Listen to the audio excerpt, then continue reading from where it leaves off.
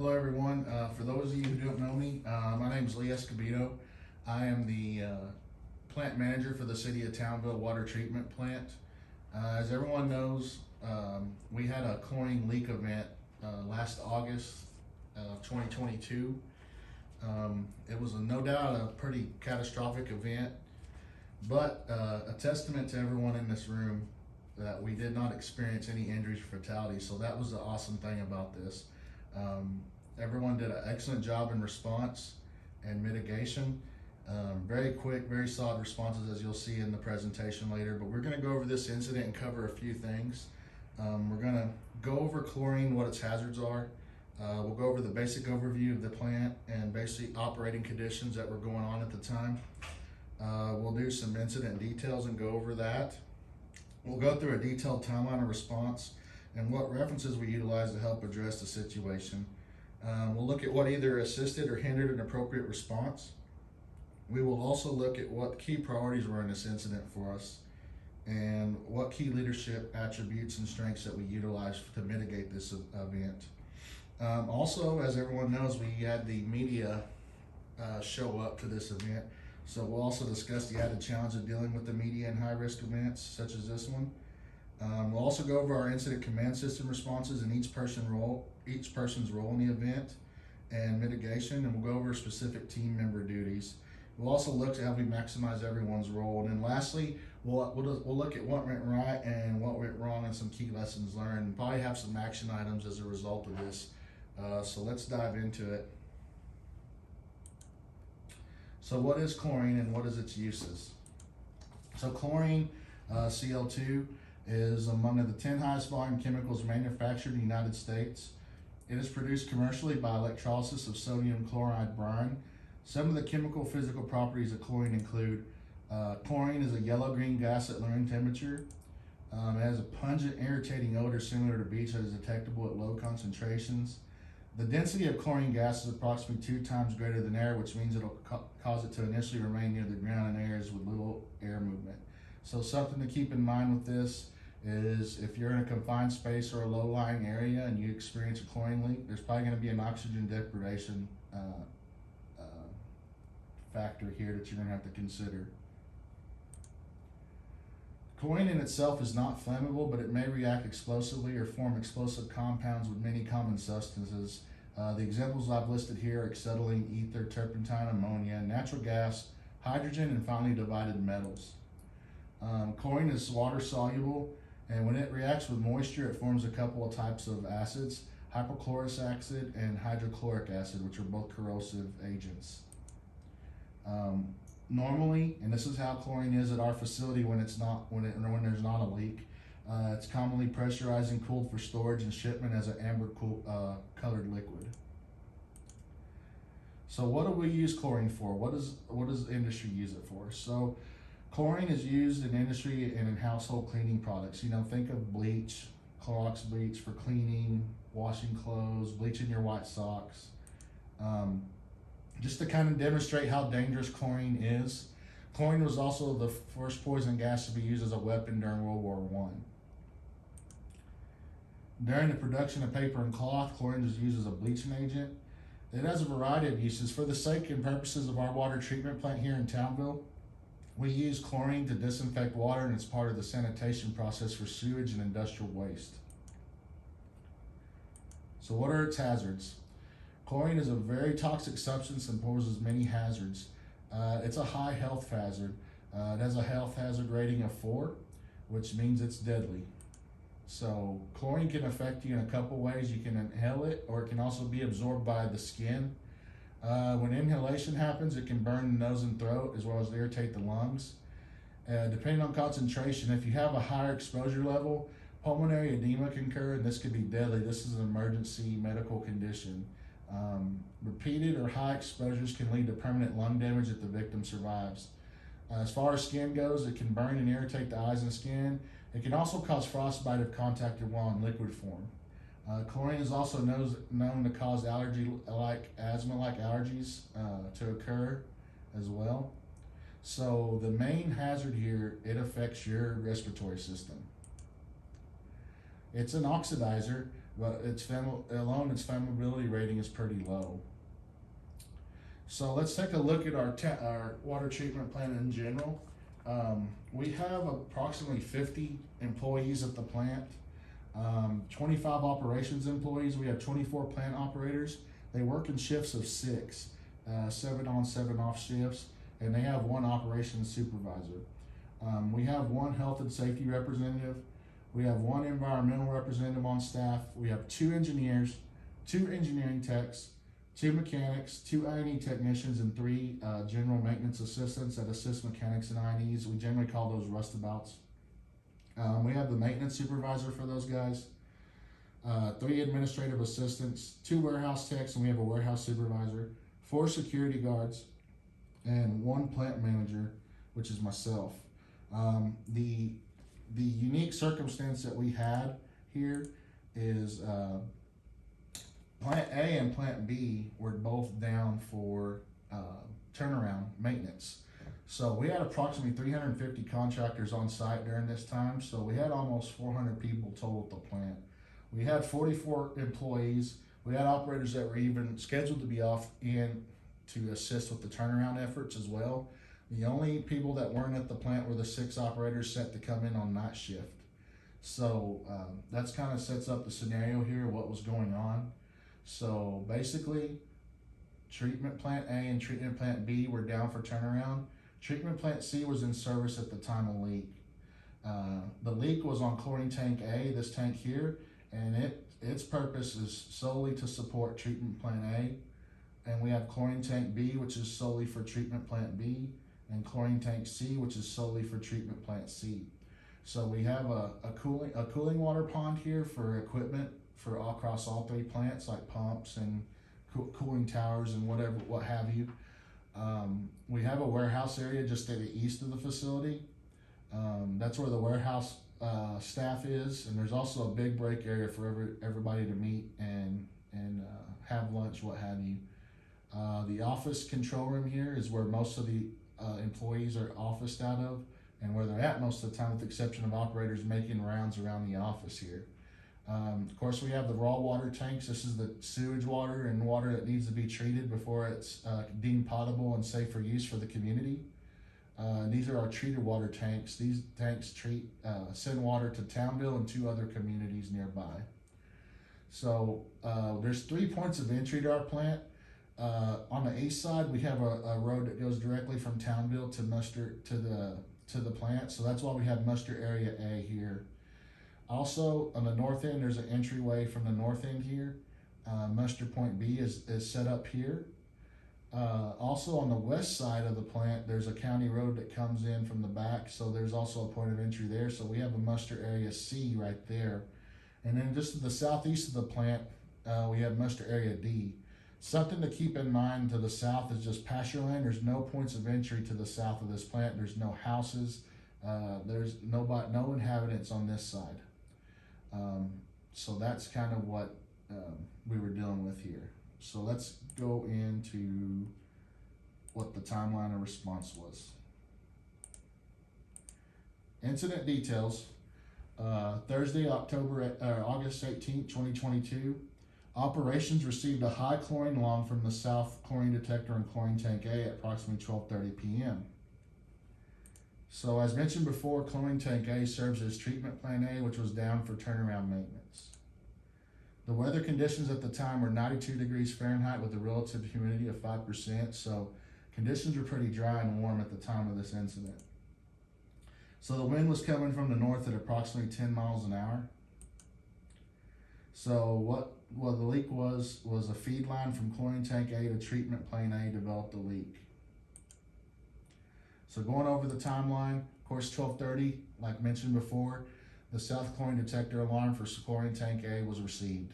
So each chlorine tank has 4 monitors, north, south, east, and west on each side, just in case there's a leak that pops up around the tank. It can cover the whole tank. So anytime there's a leak, it'll send an alarm to the control room. So at 12:31 p.m., the control room operator, for sakes and purposes, we'll call him operator 1, ESD'd the treatment plant C that was running to halt all plant operations.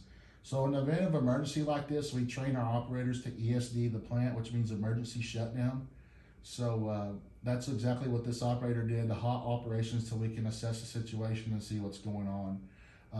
He got on the intercom system and alerted everyone of the issue.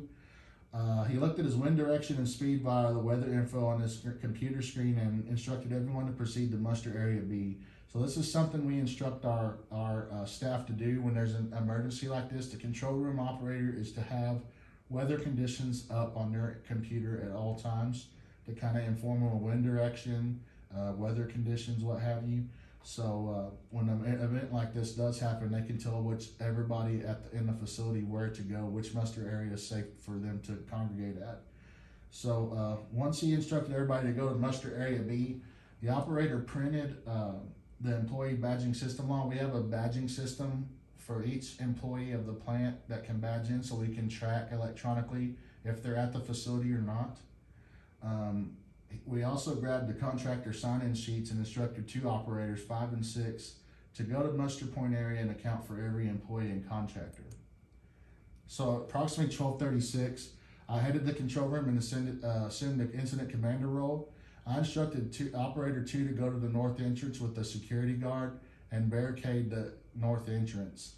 I instructed operator 3 to go to the east entry of the plant with the security guard and barricade that entry. And I also instructed them to go about a half a mile from the entrance, since this is the entrance directly from Townville. So I also instructed operator 4 to go to the west entry with the security guard and barricade that entry. So at that point in time, the goal here was to isolate each point of entry to the plant to avoid citizens or bystanders or media or anybody getting into the facility and potentially causing harm to themselves by entering the facility. So 911 was dialed next to dispatch fire, police, and EMS to assist with the mitigation. Fire was to assist with the mitigation, police to assist with barricading, and EMS was there just in case there were injuries, obviously, because at the point in time we did not know if there was any. So we set up the incident command center in the office conference room and notified the city manager of event and actions taken so far. And I notified the city manager that the ICS system had been initiated at this point in time. So at 12:45, I gathered everybody and I told Ops Supervisor that he's the operations section chief, and he set up staging area just east of the office. I designated the health and safety rep as the safety officer, and she grabbed safety equipment and PPE to prepare ops to enter the area to assess.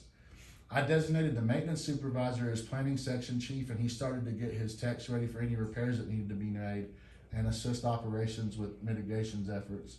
I also designated the warehouse supervisor as logistics section chief, and he had his employees ready to assist with any materials or supplies that were needed. We also grabbed 2 admins and put them in charge of the finance admin section. They kept notes, and one served as a scribe and the other tracked costs as they occurred.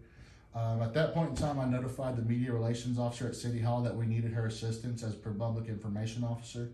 And then lastly, I called out the contract hazmat crew to come on out to clean up the situation.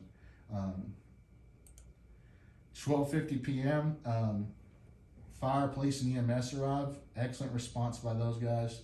The fire chief and police chief arrived, and them, along with myself, we established a unified command. The police officers staged up with operators at each location where there were barricades, and they assisted with traffic control and to avoid anybody coming into the facility that wasn't supposed to be there. Firefighters were dispersed to staging area to go in and assess the situation with the operators in the operations section. And EMS, we had them stage up by the office ready to assist with victims if there were any. At 12:55 p.m., all chiefs and section leaders informed me that everyone's in place and ready to go. Safety officer informs me that all PPE is ready, and she had established the hot, warm, and cold zones. Of course, the hot zone is the area where the leak is taking place, and warm zone is called the decontamination area. That's where the responders to the incident will come in and decontaminate before they go to the cold zone, which the cold zone was the office area and incident command post area where we were. Just for sake of information, the operators and firefighters donned neoprene gloves, TAMUC CPF4 responder suits and full face respirator SCBAs to address chlorine. These are approved PPE equipment for dealing with chlorine. So at this point in time, they tell me that they're ready to head to the hot zone and assess the situation. So at 12:57 p.m., the media relations officer arrives at the command post, and I brief her on events and status of situation. She begins to get ready to prepare a statement for the media. At 12:59, doesn't take long, operators at each barricade inform me that media has arrived and they're trying to get in the facility and ask for statements. I remind each employee here that we are to say that we don't have a statement, but our media relations officer will issue a statement. I also asked them that they can give her contact information. It doesn't take long for her to start receiving calls once they do this. So this is something you always have to remember. We have a specialist dealing with media, community outreach. That is her job and that's her expertise, so we need to leave that to her. We do not want to get misinformation out to the public, so we need to always say, not be rude, just say we don't have a statement, but somebody is coming to address their questions and issue a statement. So let's remember that. So at 1:08 p.m., operators at Muster Point B confirmed that all employees and contractors have been accounted for. Excellent job here. That is a pretty quick response considering we had 350 contractors. Come to find out, the operators had some foremen for the contract crews. They assisted with finding their contractors, so it was a team effort. So everyone did an excellent job. So within 38 minutes, everybody's accounted for. So that was a great thing. So at 1:14 p.m., the operators and firefighters are at the hot zone and they report that a flange for a flow meter is leaking, and they proceed to shut manual valves upstream and downstream of the meter. So at this point in time, they mitigated the leak. They also had some wrenches that they brought with them, and they tightened flange bolts, and they said that they reported the leak appeared to be stopped. Fire chief and myself instructed our folks to proceed to warm zone for decontamination. So we deemed the incident mitigated at this point. The emergency had stopped because we stopped the leak right then and there.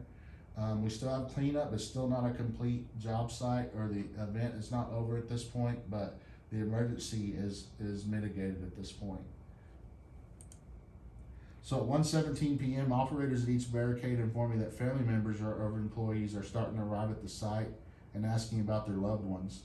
The media relations officer is on site with latest info, and I instructed operators to tell them media relations officer is headed down to East Barricade to provide updates and issue a statement. So this is a very tricky situation, guys, here, an added challenge to this event. We're a small town. Townville's 3,500 people. A lot of our employees live in Townville. We have relatives that work with each other in the water treatment facility. Loved ones. It's a small town. Doesn't take long for people to find out there's an emergency at the plant. They see the emergency response crews there. So it's natural for them to be concerned about their loved ones. So it's best to be very patient with them and with their plight, and always take the time to calm them down and tell them we're working to get a statement for them, just to remain tight, sit tight as possible, and that we are working to get them the information that they want and they need. So it didn't take long for the media relations officer to address that. So that's another good job. So 3 minutes later, the media relations officer issues a statement to citizens and media from the East Barricade. She informed everybody that there were no fatalities or injuries, and gives a brief explanation of what happened and that the leak has been contained. So at this point in time, we quelled the concerns of family members and loved ones and citizens to inform them the incident had been contained and mitigated. So everybody started to calm down at this point, which is good. So once we discovered that there were no fatalities and injuries, at 1:25 p.m. we released the EMS department. 1:40 p.m. operators and firefighters that mitigated the incident arrived to the command post. So at 1:50 p.m. Unified Command meets and deems the emergency incident over. So fire and the police departments are released. Barricades are placed around the hot zone until cleanup can occur. So the plant entry barricades are removed and employees are released to the warehouse to meet over an incident. So We have the hot zone isolated because the cleanup still hasn't taken place at this point, but we removed the barricades and had all employees report to the warehouse to meet. So at 2:15, about 25 minutes later, we had the meeting to discuss the incident. Having some dialogue with everyone, it was discovered that a contractor was working on the meter and went to lunch and forgot to tighten flange bolts. We went over the incident with the team and conveyed the importance of leaving a job site with potential hazards. So this was another unique circumstance that we had. It was lunchtime, so everybody was in one area. So that, and like I will discuss later on in this presentation, you'll see that the challenges of the time of day we had with this event. So after the meeting, about an hour later at 3:15, everyone was released with the exception of the 6 on-duty operators and the hazmat crew that just arrived to clean up the hot zone to ensure that all chlorine residue from the incident had been removed. We released all workers with the exception of those, and we asked them to come back in the morning to resume their normal work activities. At that point in time, they proceeded to reset the ESD and restart treatment plant C here. So 3:30 p.m. the hazmat cleanup crew barricaded the hot zone and proceeded with the cleanup. It took them about 8 o'clock at night to finish the cleanup efforts. Once they did that, at 8 p.m. the emergency was considered totally mitigated and complete. The event was completely over at that point. So by 4:22 p.m. they were back to normal operations for treatment plant C. So what were the key priorities of this incident? So obviously number one was the protection of life. Employees, contractors, and citizens, there's no bigger priority than the protection of life, and I felt like we did a good job here. We reacted very quickly and made sure life was protected. We got everybody to the muster point quickly, accounted for them rather quickly considering how many people we had. So that was an excellent job, and I feel like we addressed this number one priority. So number two, protection of environment, air, water, soil. So soon as this happened, the control room operator reacted and ESD'd the facility to prevent further release and further damage to the air, water, and soil. So I feel like this priority was taken care of as well. So number three was protection of city reputation. How we handled the incident, the response, and community engagement. I feel like our media relations officer did a great job and addressed everyone rather quickly and issued a statement to quell concerns. Our operators at barricades, our emergency response personnel at the barricades did really well. Of course, our operations and our planning and our logistics, everybody worked hand in hand. Our safety worked hand in hand to handle this incident quickly and responsibly and safely. So I feel like we knocked it out of the park for this number three priority as well.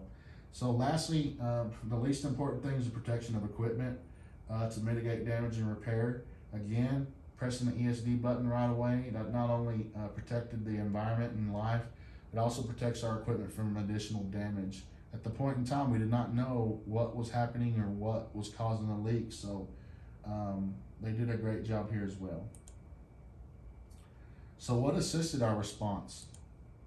So of course the functionality of our automation, the chlorine detector alarms, our intercom system, all assisted beautifully with helping us address this incident, and it made things a lot smoother and easier. I hate to see what would have happened if we did not have that in place. The maintenance of safety devices and automation, it worked as designed.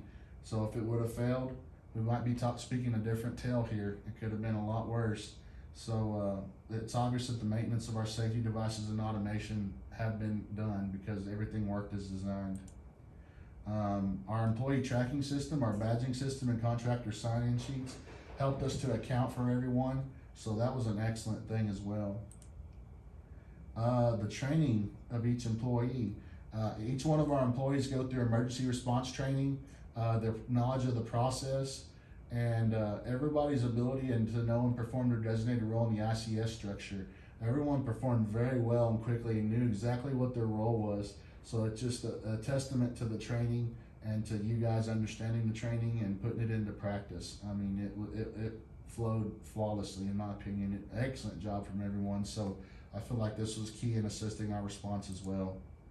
Of course, the outside agencies, we couldn't have done it without them. Police, fire, EMS, and our contract hazmat response team, they all played a role in helping us mitigate this incident. And when we have our mock drills every quarter, we invite our local emergency response personnel to come out and partake in our drills.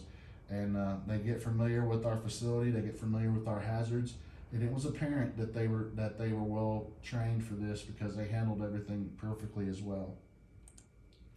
Of course, our city hall and our leadership, the city manager and media relations officer did a great job. City manager did a great job leading the efforts for us, coordinating efforts from city hall. Media relations officer, goes without saying as well, did a wonderful job. She took care of business and issued a statement quickly to calm down, and I feel like our reputation was protected because of her efforts. Okay, now let's talk about the not so good. What hindered our response? Okay, like I said before, we had an abnormally large number of contractors on site. We usually don't have this much people on site, so this was a kind of a one-off situation that we had. So it goes without saying, we had a lot of people to account for in this emergency. So usually we wouldn't have that many people. It probably would have been a lot easier, but unfortunately we had this to deal with. Of course, like I mentioned before, we had employees that were related to each other. Panic seems to set in worse when your family member is in danger. It can lead to irrational decision making and general panic. So all of our leaders, our supervisors, and myself, we had to talk to them and implore to them to please get to the muster area. We're working to assess the situation. We're going to make sure everybody's accounted for and taken care of. So just please take care of yourself for your family's sake, because everybody has a family they're taking care of. So we had to quell their panic and help that, but it was definitely an obstacle to hindering to our response. The time of day, it was lunchtime, so people tended to relax and let their guard down. Everybody was kind of just hanging out, doing their thing. So it was kind of a relaxed atmosphere. We also had the fact that people were congregated in one area, so it was kind of hectic to get everybody to a muster area when everybody's in one spot. When an emergency occurs, it can be a chaotic environment with as many people as are in one spot. So then we have outside intervention, of course, the media and the outside family members. We have to take our mind off the task at hand to address them when they interrupt you. So it definitely impeded our response a little bit. But it's a thing that happens. So what key leadership attributes did we utilize here? Okay, first of all, compassion. The simple fact for caring for life and other people helps in this situation. If you have compassion and you're caring, you tend to do what's best for people, and it tends to be the right thing. So I think that was a key leadership attribute that we utilized. Another one is knowledge of process, knowledge of our process and our ICS structure, system, and processes. All of our leadership personnel did an excellent job and have excellent knowledge of the process. Some of them have been here for years. So great job here. Calmness. It can be hard when there's an emergency situation, but you always got to remember that employees can feed off your energy. Staying calm helps others stay calm and helps to make rational decisions. So as a leader, if you're all over the place and panicking, guess what? Everybody's probably going to feed off that energy and panic as well. So if the leader's panicking, we're going to panic. So it's very imperative that we stay calm during an emergency. Decisiveness, the ability to make quick, rational decisions without second guessing. You have to make a quick, rational decision and not second guess, and move quickly and decisively, because it's key to do this in mitigating an emergency such as this one. Also, a good leader needs to know to delegate. So delegation is another key leadership attribute that we utilized. The ability to delegate tasks and disperse duties evenly. It's not wise to try to do everything and handle everything yourself and get help when you need it. So everybody has their role and their place in this plant and this ICS structure. So it's always best to utilize that. So delegation is key. So a little caveat here, we need to keep in mind that we are a close-knit small community that interacts with each other regularly. Even though we're in an emergency situation, we must be as patient and kind as possible. You know, like I'm saying with the family members, we need to appreciate bystanders' position. their worry and the realization of their lack of knowledge of their family members' whereabouts that work in the facility. Overall, the act of sympathizing with their plight was a key attribute to help quell the situation. So, being patient and helpful without letting them impede your job or your function in mitigating this incident is key. So what we always got to remember to be patient and kind, and because we're representing the company, guys, and we got to always remember that we're not just representing ourselves, we're representing the company, and sometimes we're the face of the company. So we got to be careful how we conduct ourselves with people, and especially in tense situations such as this. So let's talk about the media challenge here. The media can be relentless in their pursuit of knowledge. They're just doing their job, but we must not engage them so we do not get misinformation out to the public. So if we tell them, hey, we're doing this, we're doing that, and then we have to go back and amend our statements. So this is why we have a media relations officer. Misinformation can get the community agitated and cause irreparable damage to the company's reputation. It may look like we not know what we're doing if we have to keep amending our statements. So it's always key not to get any information out. Leave it to our expert, our media relations officer, and she will handle it.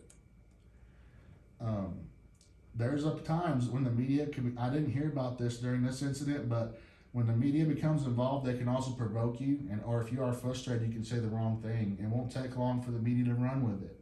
This could be a bad look for yourself and the company. So again, be very careful, be amicable, be professional, be polite when you're dealing with the media. Of course, when the media becomes involved, they can definitely take your mind off the task at hand. This can lead to mistakes, impeded mitigation of an incident, or even worse, injury or fatalities. Don't let them take your mind off the task. Stick to the simple script that we give you.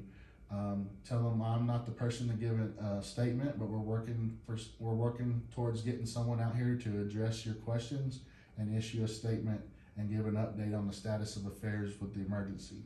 So just stick to the script. We have a media relations expert on staff, like I've said before. We must utilize her to protect ourselves and the company. When dealing with the media, all you have to simply say, I'll say it again, I'm not the right person to speak with, but our media relations officer will be issuing a statement shortly and will take your questions. Also, you need to give them her contact information, which we did in this instance, and it doesn't take long for her phone to blow up, but fortunately she's equipped for it and handled it rather quickly and well. This is something I can attest to for myself. This is what I do when I interacted with the media. I stay professional, courteous, and brief and to the point. There's no reason to be rude. Stick to the script, and if you happen to forget, stick to the script. These methods exude good leadership qualities and help maintain the company's reputation. So always remember that. So now we're going to talk about the ICS system roles and responses. The incident commander, that was my role. I maximized my role by making overall decisions, directing resources, and placing staff in charge of certain sections. So delegation, like I said, the key leadership attribute was utilized here. The safety officer, this was the health and safety rep's position. We maximized this position by having her solely focus on overseeing the overall safety of the ICS system execution, PPE selection, and safety equipment procurement. Of course, we had a public information officer, the media relations officer role. We maximized this role by having her solely focus on the public and media interaction. We had her prepare and deliver statements as well. This was the only key job for her to do. The operations section, the ops supervisor was the operations chief, and the operators were assigned to this section. This section was maximized by focusing solely on accounting for all employees on site, barricading facility from outside entry, assessing the incident, and mitigating the incident. Security guards also worked in this section to assist with the barricaded entries to the plant. So to me, in my opinion, all roles are important, but this is one of the most important roles. They're the boots on the ground to get things mitigated, and they prevented entry into the plant. So they were a key cog in this response, and they did excellent. So now we have the planning section. The maintenance supervisor was the planning section chief, and his I&E techs and mechanics worked this section as well. We maximized this role by assisting with the mobilization equipment repairs, and the assistance with the operations section with planning and executing incident mitigation and repairs. So they kind of assisted the operations group, helped mobilize equipment, helped them don their PPE, just kind of a general what a maintenance person would do per se. So then we had our logistics section, which was the warehouse supervisor, who was the logistics section chief. And then we had warehouse personnel, who were also part of this section. We maximized this role by having them focus solely on the procurement of materials that the team needed to respond and mitigate this incident, and to provide necessary food and supplies to the team during the incident. So we had them take care of, excuse me, we had them take care of everything that we needed as far as procuring materials and food and supplies and water, and just to make sure everybody kept going and they were at maximum capacity. So we had the finance admin section. We had the 3 admins on staff that worked this section. This section role was maximized by having 1 admin work the command post to act as a scribe to track events. The second admin was in charge of tracking costs incurred during the incident. And the last admin worked any HR related issues like claims for employees or company insurance claims. So really the key to maximizing everyone's role is to have them focus solely on their function and assignments. To me, this leads to maximum efficiency and execution, and I believe this is a key reason why this incident response was so successful. Everybody needs to focus on the role, not deviate from the role, and work together for the common good to mitigate this incident. And it was apparent that we did so, because this was an excellent response. I cannot say it enough. So some key takeaways here. I think we had a strong team response. Our mock drills that we conduct each quarter with our local emergency response agencies paid dividends. Everyone conducted their duties promptly, effectively, and most importantly, safely. Everybody went home that night. So if nothing is taken away, that should be taken away. That's what it's all about, and we were successful in this aspect. Contractor employee tracking. We weren't real happy with the manual sign-in sheets to track our contractors. That's the system we have currently. We're proposing to get them temporary badges to track contractors at our facility. This would have helped us track them easier at muster points. We could have accounted for everyone quicker if we had this. We could have printed the contractor sign-in sheet just as we could the employee badging system sheets as well. We had to decipher handwriting. So it was a lot more cumbersome with the manual sheet. So that's kind of what we propose, is to get contractors temporary badges if they come out to the facility. Something we need to discuss and take care of is we need to have an alternative site for the incident command post. In this accident, the office conference room worked well for the incident command post. But however, if we would have had different redirection or another incident, we would not have been so fortunate, and we wouldn't have been able to use the office conference room as a command post. We need to explore using an alternative incident command post to give us an alternate location if the office cannot be utilized. We kind of thrown out the idea of possibly asking the local police department if we could utilize their facilities in Townville if possible. So something else, employee job checks before leaving a site. It's something we addressed during the meeting immediately after the incident emergency had been mitigated. Whether it's just for the day or just a short time, like in this case for lunch, we need to develop a checklist or sign-off form for employees to sign off on their job site before leaving. I think if we would have had this in place, this event would have been avoided. Using a JSA, anything like that, and closing that JSA out when you leave, even if it's for a short time, this probably would have been an ideal thing to have, and we probably wouldn't have had this incident if this probably would have been in place.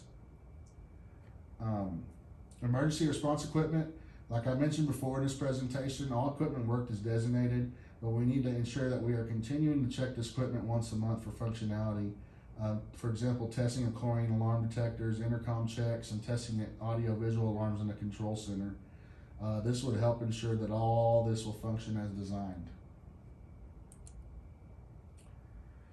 And I think another issue is we needed better future job planning. We scheduled 2 treatment plants at the same time for a turnaround. This forced us to have a very large amount of contractors on site. This doesn't only increase the potential for accidents, but when an emergency occurs, it can be a logistical challenge to account for everyone, as we experienced during this event. So I think in the future, we need to try to take one plant at a time so that we can cut down the number of employees that are present at the facility. I think it would have helped things. I mean, we did excellent considering the circumstances that we were dealt, but it would have been a lot better if we could have cut that down in half with the contractor headcount that was on the facility. So I think we need to plan our jobs better where we don't have so much down at one time, so we don't have as many people out. So just to kind of keep a track and keep tabs on our progress on these action items, we will be creating work orders and to track these down and make sure that we get these complete and closed out. Again, I thank you everyone for all your efforts. Great job. I hope we don't have to experience this again, but if we do, I have the full faith and confidence that we will handle another emergency just as well as this one. Thank you everyone, and have a great day.